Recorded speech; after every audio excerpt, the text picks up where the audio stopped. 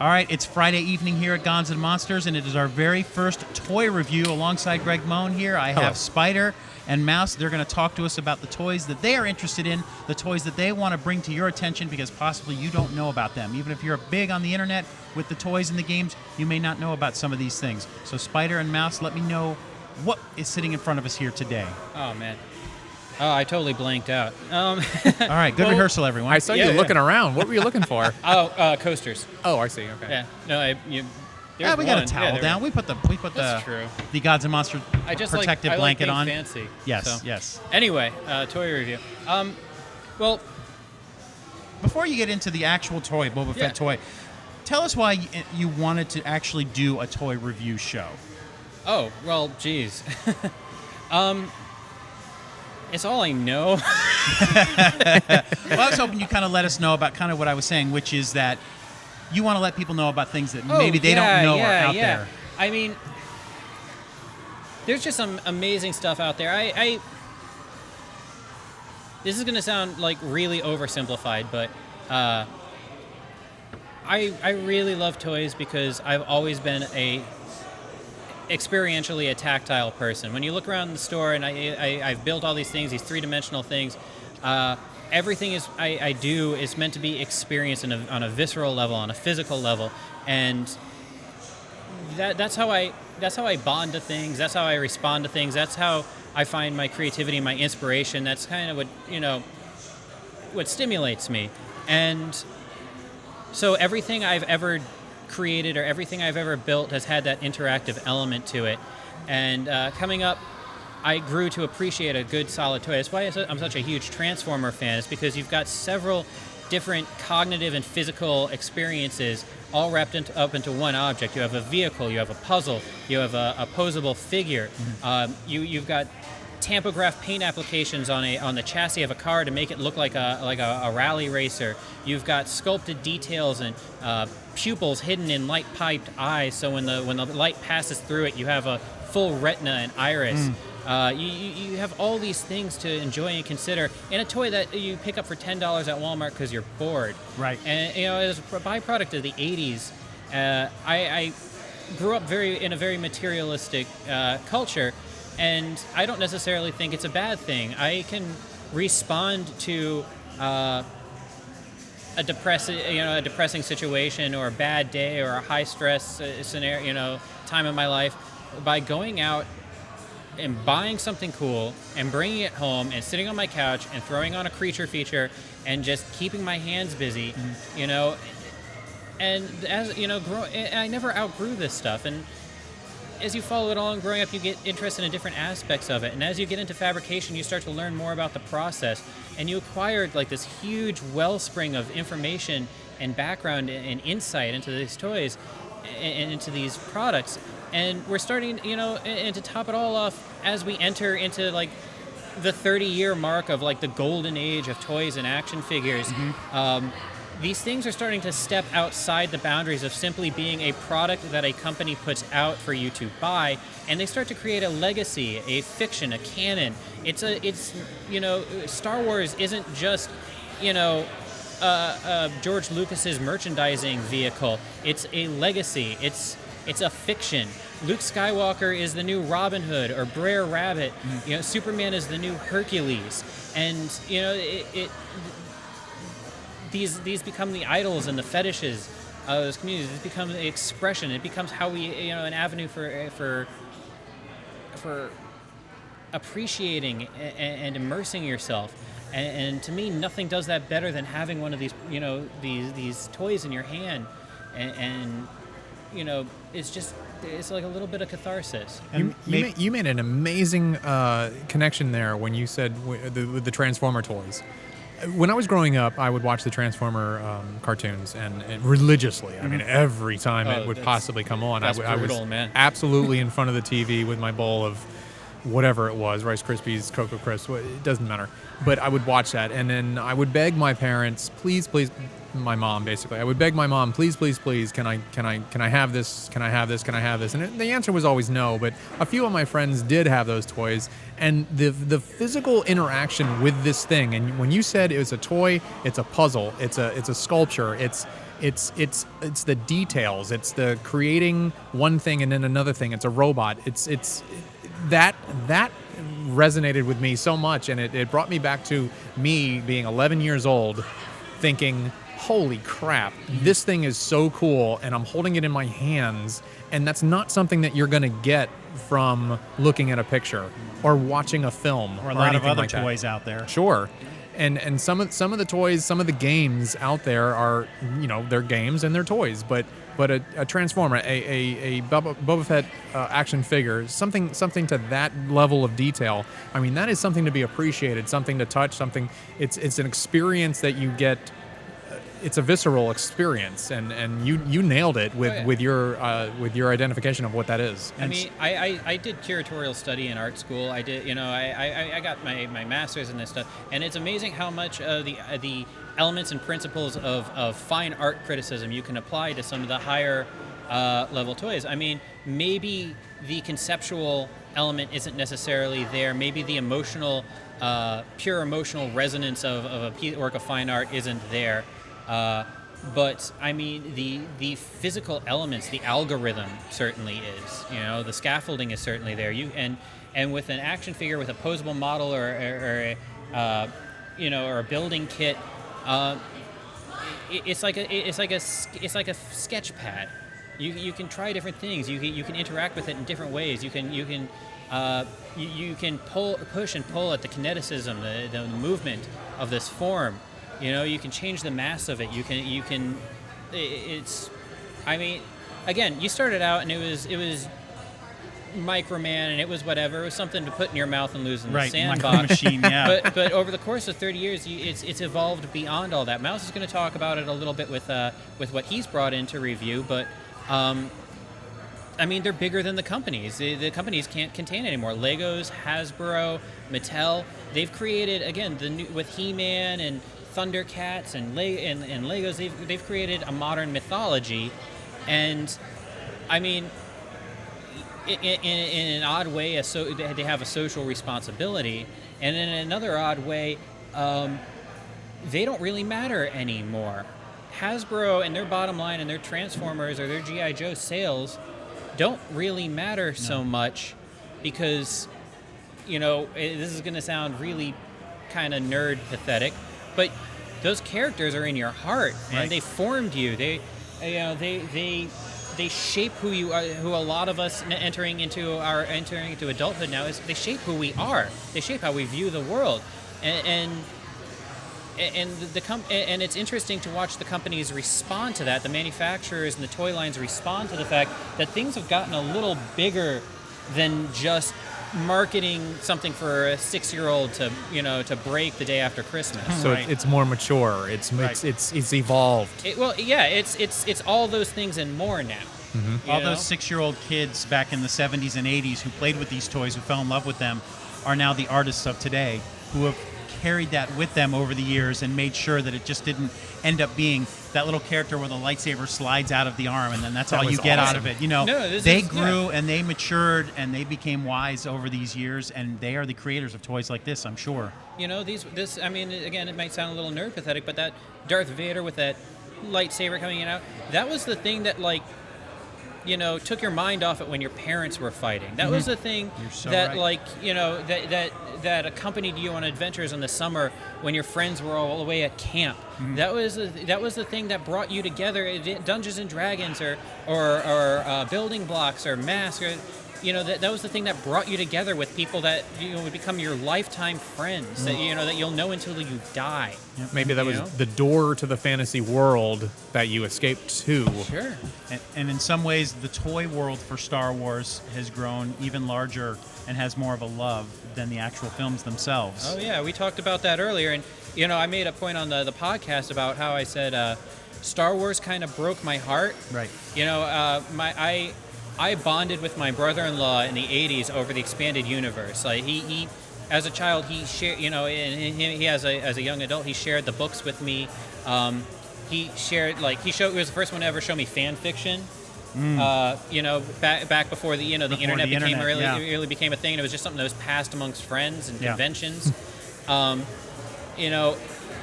he was an electrical engineer, and I remember being in his garage at 2 a.m, hand making holographic plates of Star Wars action figures that I had Wow. brought with me. Oh, wow. And it was so I had this whole emotional connection to the franchise. So when it became what it became during the prequel era, this kind of soulless, predatory marketing juggernaut, it really estranged me very harshly, and to this day, it's even tainted my appreciation of the expanded universe in the original films. I am off Star Wars.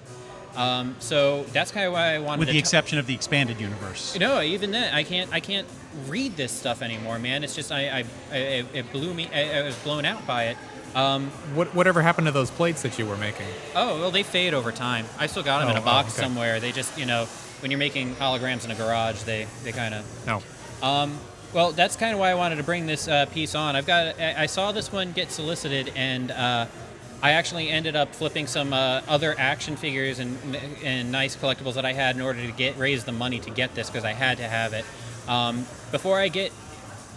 It was just that nice. And before I get into that part of it, I kind of want to talk a little bit about the company and the people and the artists who manufactured this piece and brought it to this state where I can, violate my principles essentially because it's so good.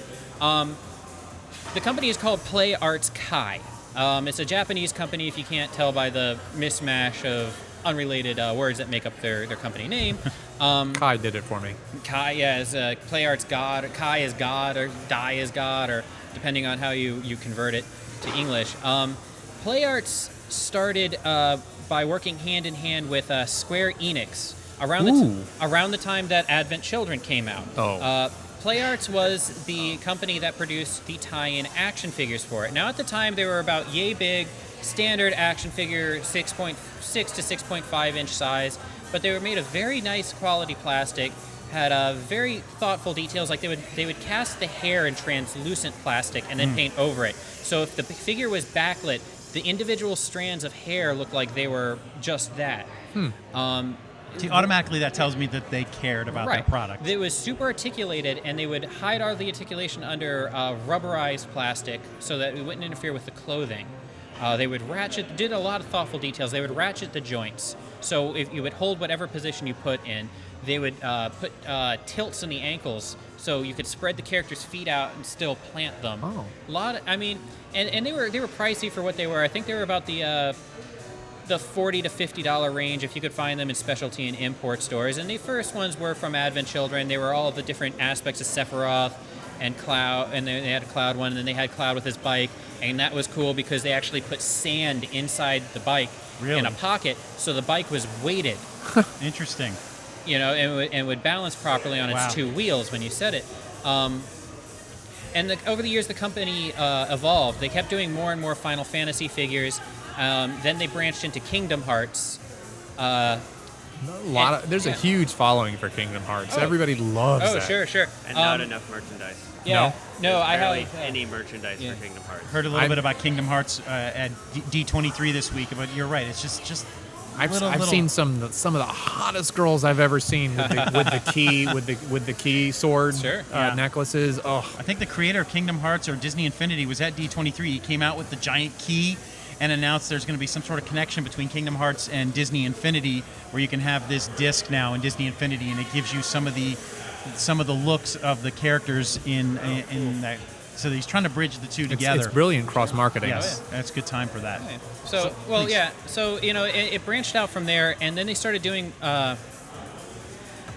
certain things started happening. The quality kept improving, the engineering kept improving. They kept learning more and more about how to make a toy. The scale would shift. You'd get smaller some Play Arts figures were arbitrarily smaller than most. Some were arbitrarily larger than most. I remember markedly when some of the figures that I sold were some of the figures that were tied in with Halo. And they were of a certain size and of a certain price range. And then we were all kind of shocked when they came out with some Metal Gear Solid figures, and they were twice as big and like $30 more. And I'm a scale junkie, so I kind of just stayed away for a little bit until I had room for some standalone pieces in my house, away from my collection for my own mental sanity. Right, because if you have OCD and you don't focus on scale, if you start with one scale, you're going to keep going with that scale. If they introduce a new scale and you buy into it, well, hell, I got to buy all these now. Right. It happened with Marvel not too long ago. So you stopped and you didn't. Yeah. Is that a specific marketing ploy by the manufacturer? What started was it was an excuse because of the oil crisis that petroleum prices were rising. So prices on toys started going up while the scale and so started to go down, and simplification increased. Interesting. But we've noticed since in the intervening years that market price of petroleum has no bearing. And toys are just becoming more expensive and oversimplified. I think they're just trying to see how far they can push it before it. But that's not the Japanese market, and that's not what's happening here. What happened here is eventually they started to dip their toes into other properties like comic book characters and such, using video games again to bridge the gap. We started with Injustice, and they got into DC, and then Marvel couldn't be wasn't going to get left in the dust. And now that Disney had the Marvel license, they could touch some of those characters, I guess. And now they're taking liberties as they go, stylistic liberties with the characters. It's not exactly, I guess Injustice helped a lot with that, because it's not exactly Superman as you see him in the comics or the screen. He's sort of his own little beast. Do you have a problem with that, or you No. accept that? I'm always interested in seeing exciting new interpretations of things. Now, all of a sudden, at some point, Play Arts evolved into Play Arts Kai. And I think it was the point where they realized they had the freedom to kind of take serious liberties. And what you started seeing is you start to see them make a Superman figure, and then they would make a sub-line called the Variant series, where you would have a variant Superman. And it was their artists, some of which I guess are from Square, kind of going to town on the character and reinventing them. Mm-hmm. And so you get these really interesting, crazy interpretations of these characters, and some of them are very beautiful. Very, very beautiful. That's what happened here. I, again, am not I've kind of sworn off Star Wars, but Play Arts Kai recently solicited a Darth Vader, Stormtrooper, and Boba Fett figure. And at the time, when I saw the preview images, I couldn't help but be intrigued. Honestly, I jumped at Boba Fett because Boba Fett, I'm not a fanboy by any means, but I figured, if I'm ever going to see one, it's going to be because I pre-ordered it and got one in my house, because I'm never going to see him in the stores. Right. I kind of wish I had gotten this. I have no regrets, but I kind of wish I had picked up the Stormtrooper, because even as a generic kind of put upon character, stylistically he is gorgeous. You're referring to Boba Fett? The Stormtrooper. The Stormtrooper. But I'll talk about Boba Fett here. If you could, could you? We've got a good look at him this way. Could you turn him around and we face the front of this camera, and actually you could bring him closer to the camera, and then tell us a little bit. He's almost got a Spawn cape thing going on there. The shape of his head also reminds me of Spawn a little bit. Now, they've never stopped with the articulation, and what they've done is and now Revoltech, another company, does the same thing. If you can see this, the figure is comprised of a bunch of these little ball joints. Each one has a peg on each side and ratchets and rotates. And there's a slight mushrooming on the end to keep the piece together and to keep tension, but every piece kind of slides apart on him. And that allows a lot of interchangeability. I'll show you in a minute. He has a million different, well, not a million, he has dozens of different hand options and accessory options. And I might actually leave this off because I'm walking and chewing gum at the same time. Snapping it back on there. Yeah. So you could pose him in a different position for every day of the year. That's so cool. Everything on him, and they still hide the joints very well, and they still use the rubberized plastic on all these sections here. Everything on him, he's still very well balanced. Double knee joints on him. Removable accessories. He's got boot knives. Again, this is a very liberal interpretation or reimagining of Boba Fett. He's got his pistols in a holdout pouch on the back here. Does it come out of the pouch? Oh, yeah, it's removable. I think it's a little... Now, let us know how much would something like this go for? That was my question. And where can people find this? There's still a range. They run about $80 to $130 for a Play Arts Kai variant figure. Boba Fett here, I think I pre-ordered him off a Big Bad Toy Store because you can make pre-order commitments without laying down cash. which is awesome but gets you in trouble later.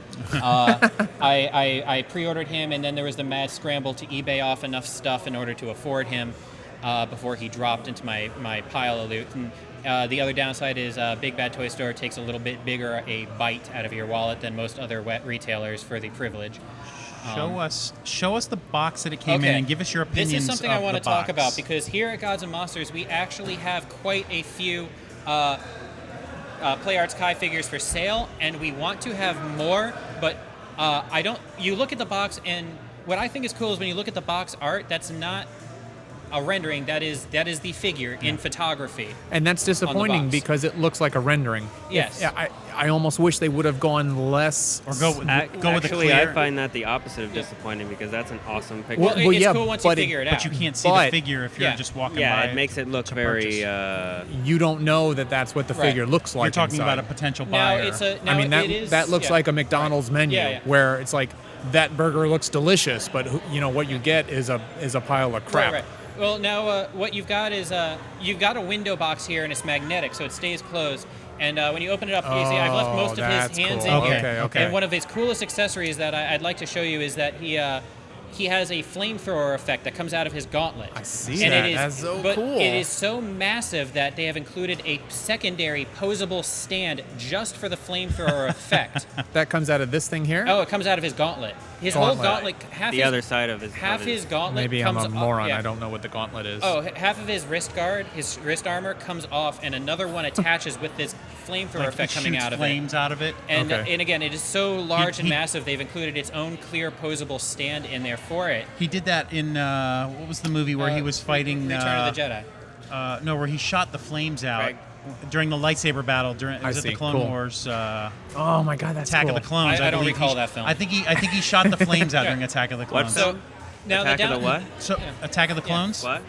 Right. So the downside to this is we're finding in the shop is again, high-end figure. It's worth it. Not. I mean, you get a lot of the. You buy a Polystone statue for $120, and you sneeze on it, and it shatters into a million pieces.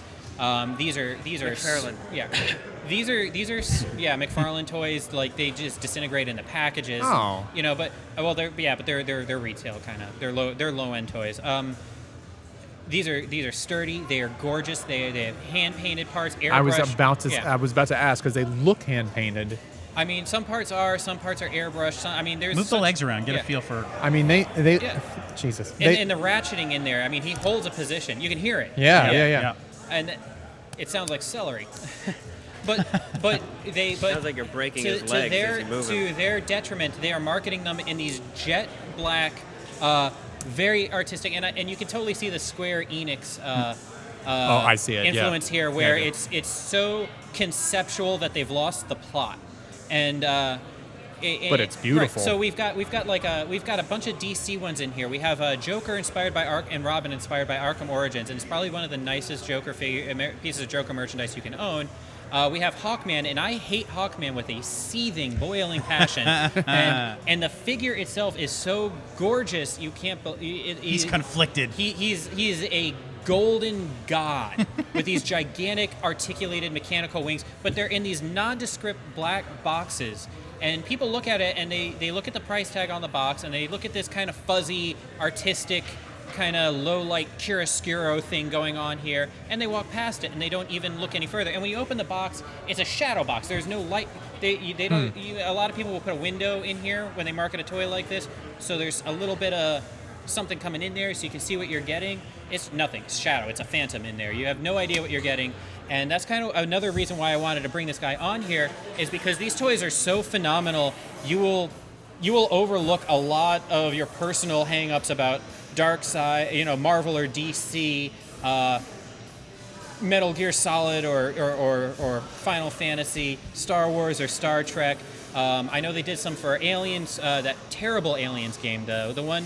Whatever. Colonial Marines. Yeah, the company okay. actually. I thought you were talking about the latest No, one. no. The company actually published No, that one not, knowing it was going to be a Isolation. turd because they wanted the money to finance a much better game that they did later, and I Right. can't remember what it was. That's the story. for another Borderlands. time. Borderlands, yeah.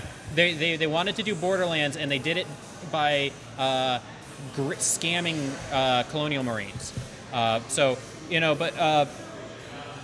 where it was like, oh yeah, there's figures for those, and you won't care how bad the game is when you see the acid spitter alien figure with the glowing acid sacks that Play Arts did for this line. Well, it's still the alien. I mean, you can throw the box away and no one will know.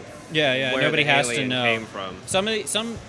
Most of the time when I pick up a collectible, especially after starting with Gundam models in high school, I make it a rule to understand the source material before I put money into something. But these are definitely cool enough that they exist in a bubble on your shelf. So if you were, as a store owner, let's say you're the store owner here, is this the type of box you want your customers to see? Hell no. What would you do if it was your box? I would open this thing way the hell up. Either put more window panels in the top of it, much brighter, more engaging colors on the. Understanding color theory. I mean, there's colors and color relationships that you can put on you can put on something that will just engage people and excite them and get them over to see what you're doing. This is almost like we don't care whether or not you buy this. People who know will come and seek it out. And it's a terrible philosophy, and that's why I wanted to show this thing off.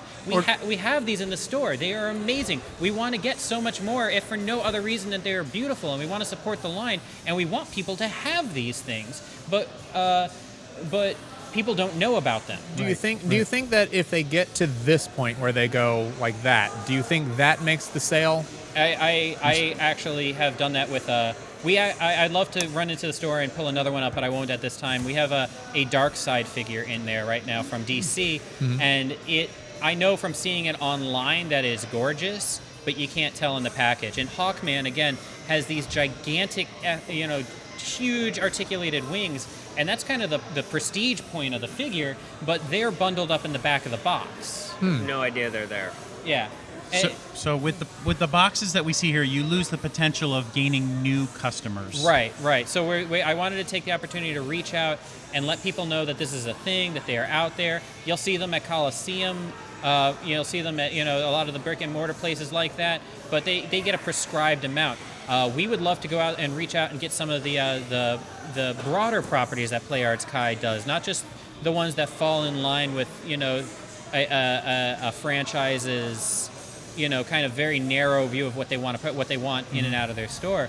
I mean, they're coming out with actually I don't know if it's out yet or not. I got to check. There's a Predator variant figure where they've completely reimagined the biology of the creature from the ground up. What the hell just happened? Oh, there's some cosplay going on. Oh, okay. That's Jen. Yeah. Nothing to see Dressed here. like a goat. So Okay. Goat. Where was I?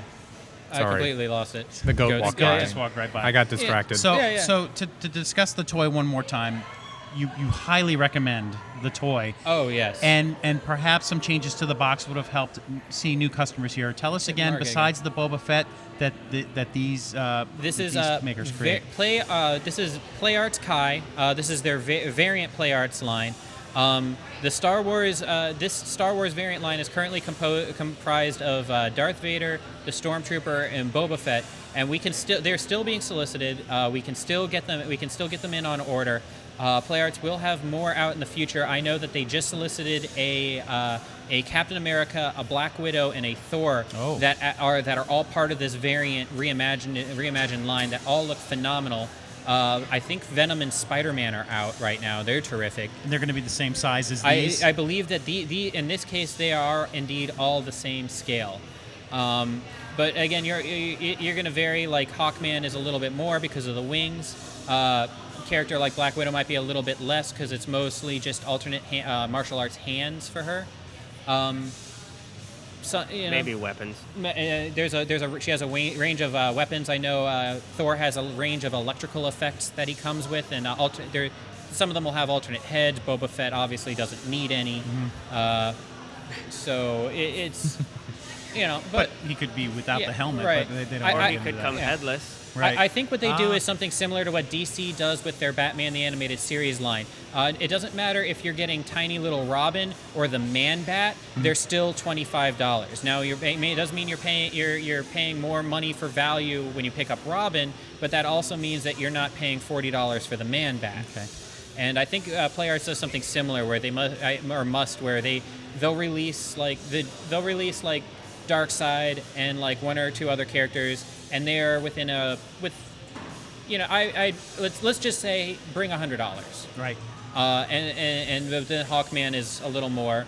But again, great value, great accessories, great playability, great interchangeable parts. I forgot to mention, they all come packaged with a clear flight stand and posable stand. So if you're afraid of him, if you want him in an unbalanced position or anything like that, or if you actually want him up in the air. Oh, he comes with flame effects for his You don't want to come home and find out too, that the cat or the dog has tipped it over. Right. Yeah, or if you're just paranoid. Right. They all come with that. Definitely, it's one of those things that check the solicitations, check online, see what they're up to, fall in love with one of them, get the cash together, come see us. We'll put down a pre-order for you, and I swear you will not regret a Play Arts purchase. So to bring it all home here, definitely come on down to Gods and Monsters. If this is something you're interested in purchasing, you can come and get a really good look at it.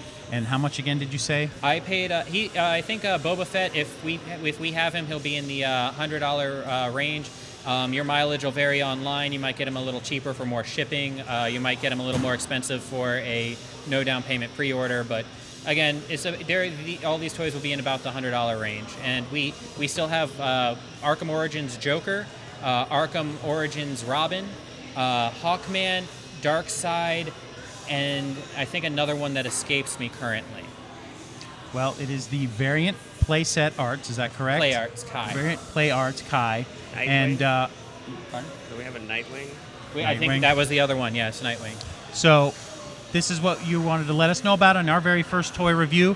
Coming up next, on our next episode, Mouse is going to tell us about Rocket Raccoon playset, and then what are you going to bring to us on your next episode? Oh, we're going to talk a little bit about art toys. I'm going to have 3 Zeros Dr. Doom. 3 Zeros Dr. Doom. All right, we're going to wrap this up real quick. Next episode, we got Mouse sitting right here. He's going to bring us in Rocket Raccoon. Take a look at that next.